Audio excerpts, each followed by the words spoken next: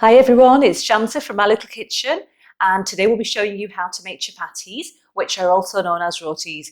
Now, these can be eaten with almost all kinds of curries and only require 2 ingredients to make. They're super easy and yummy to eat straight off the heat, so let's get started.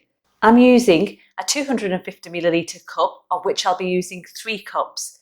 That'll equate to 750 grams of chapati flour. Now, that's medium or wholemeal, whichever you prefer. So we start by putting that into the bowl.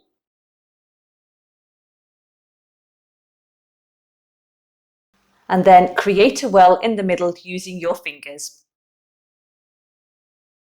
Now we've got some lukewarm water in the jug, which we have ready. So use that to bind the dough together. Bring it in slowly and mix well.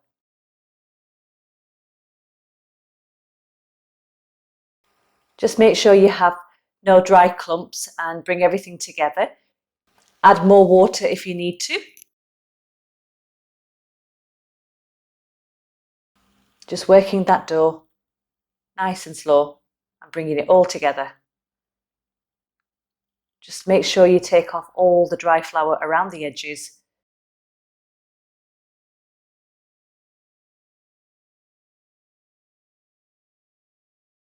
Now once you've got all of the dough off the sides, you gently knead it, but there's a few dry patches as you can see.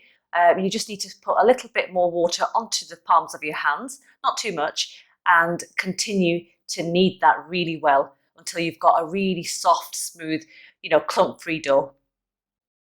Knead the dough for about 2 minutes.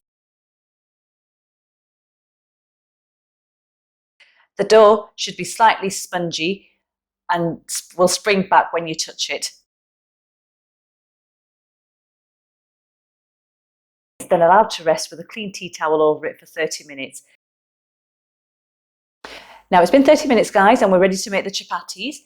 The equipment we need is a clean dry chopping board or any clean flat surface, a bowl with dry chapati flour, a rolling pin and the dough we prepared earlier.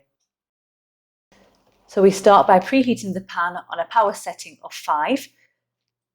That gives us enough time to make the chapati. You may need to decrease the heat later. And now dip your fingertips into the dry flour and take a decent sized piece of dough, enough so it sort of sits in the palm of your hands. Next, dip the dough into the dry flour and shape it into a round ball.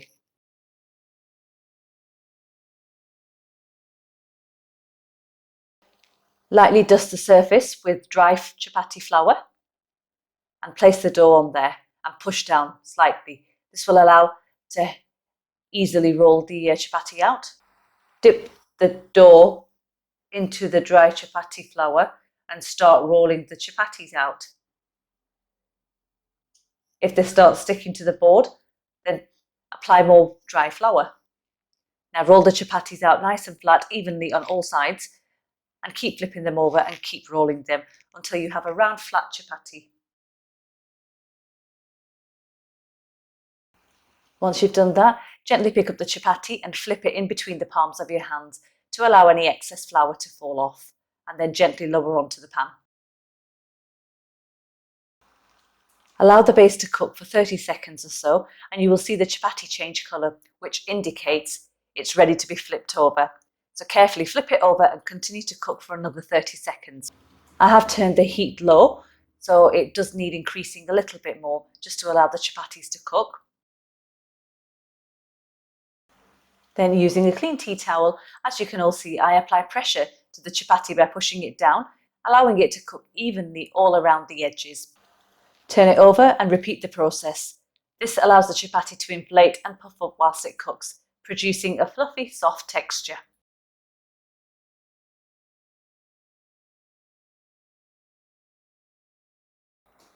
Once the chapati is cooked, carefully remove it and place it into a clean tea towel.